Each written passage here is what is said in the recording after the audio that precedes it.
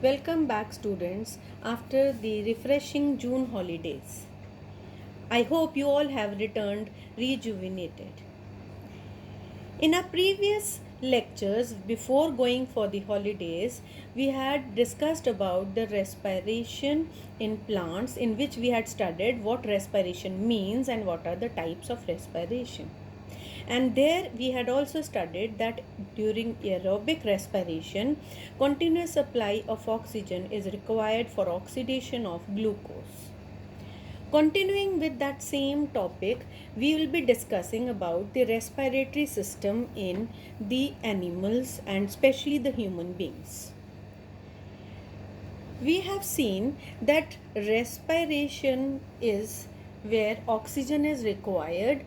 So, through respiratory system, the various organs and the various structures related to the respiratory system try to fulfill the requirement of the oxygen which is required as a continuous phenomenon. Various vertebrates, they have either the skin or the gills or the lungs as the respiratory organs. But in case of human beings, we have seen that, which is our main concern in this chapter, we have seen that they have lungs as the main respiratory organ, and that is why the human respiratory system is also called as the pulmonary respiratory system. And during pulmonary respiration, we'll be studying about respiratory organ, the lungs, the main, and the respiratory tract. In the respiratory tract, there are various structures like trachea, bronchi, bronchioles, alveoli, and the lungs are there. Let's start with the whole respiratory tract, which starts with the openings called as the nostrils. These nostrils lead into the two chambers which are called as the nasal chambers or the nasal cavity, which are guarded in between by the nasal septum. Now the nasal chambers, the two of them open and lead and open into a common passage called the pharynx. From the pharynx, they enter into the passage which is called as the trachea. But at the opening of the trachea, there is a special structure which is also called as the voice box called the larynx. From the trachea, the two branches arise called the two bronchi, singularly called as bronchus. The left bronchus enters into the left lung and the right bronchus enters into the right lung. And the lungs, which is the main organ of the respiratory system, let's see where it is placed. Students, we can see that the two lungs, they are placed in the thoracic cavity, and this thoracic cavity is partitioned in the human body by a diaphragm from the abdominal cavity. And this diaphragm, which is a membranous partition, is going to play a significant role during the mechanism of breathing. Talking about more about the lungs, the two lungs, they are well guarded by a rib cage, so that there is no damage to the lungs, delicate lungs.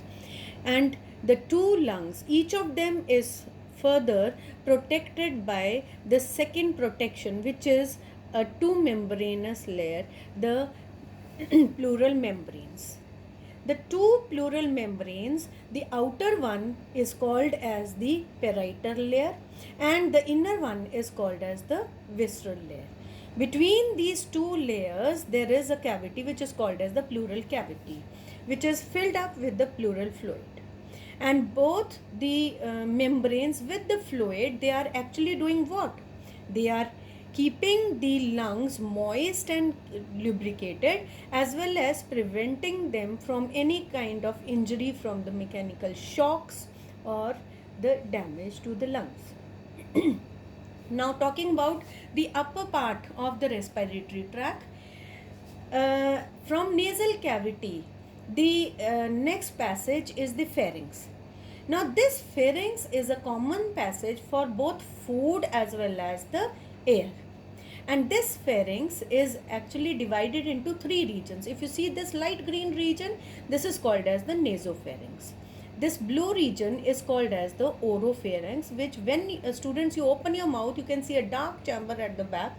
This that time you are talking about the and seeing the oropharynx.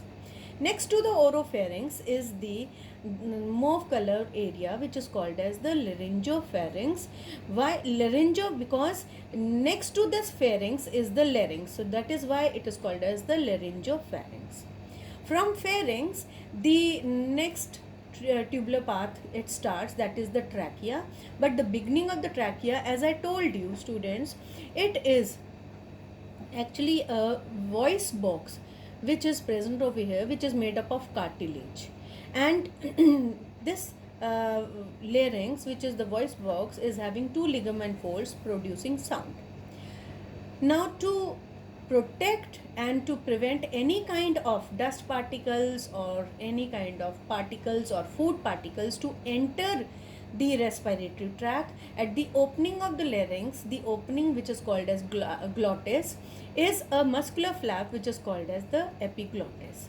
And this epiglottis at once closes the opening of the tract when swallowing of food or any particle tries to enter in. So this epiglottis also has a very significant role to safeguard the respiratory tract.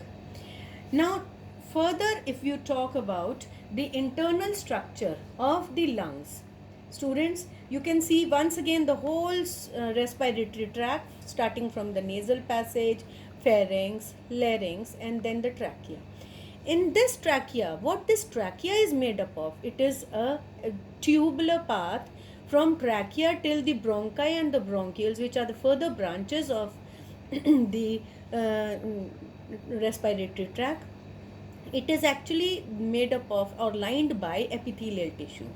But to keep it fully distended so that a continuous supply of air is there are C-shaped cartilaginous rings in the trachea and even in the beginning of the bronchi. Now, once the bronchi respective enters into either the left lung or the right lung, you can see the branching and further branching and rebranching, and finally entering into the air sacs, which are called as alveoli. Now these alveoli, they are actually small sacs lined by squamous epithelium, and they would be surrounded by the blood capillaries. Blood capillaries, which over here students you can see in the form of red and blue colors surrounding the alveoli, which are helping in exchange of gases. Talking about more about the lungs, the two lungs, the right one has 3 lobes and it's larger than the left lung, which is made up of only 2 lobes, so that it is able to adjust the heart which is in between the two left and the right lungs. So there's a concavity over here so that they can easily adjust the heart. Now, if we talk about what is the function of this respiratory system, the main function of the respiratory system is actually it supplies the body with the oxygen, and for after the oxidation of food, whatever carbon dioxide is released, it has to be released out of the body. And this phenomena, which is called as breathing, during breathing, it is two cyclic process which is having inhalation to let in oxygen into the lungs, and exhalation which will let in the carbon dioxide out of the lungs and the body. Even the filtering of the air is through the respiratory system. Production of sound by the vocal cords or the voice box is there. And the upper floor of the nostrils, they have special olfactory lobes and the sensory cells, which are the smell receptors. So whatever we are smelling, it is because of those sensory cells. Now, the body even get rid of some part of water and the excess heat which is generated in the body during various metabolic activities. And even the pH level of the blood can be regulated through the phenomena of respiratory system. But here in class 9, we'll be more focused about the first four functions. Next, for elaborating what the various structures in the respiratory system and the tract are performing, talking first about nostrils. They are filtering, they are keeping the air warm, as even moistening the air which enters into our respiratory tract. And while filtering, it is trapping the dust particles, the foreign bodies, as well as the bacteria. And if we see, whenever we are sneezing, it is a response to any particles which are trying to enter our nostrils. Next to the nostrils is the pharynx, which is also called as the throat region, where we have already discussed that epiglottis is guarding so that no other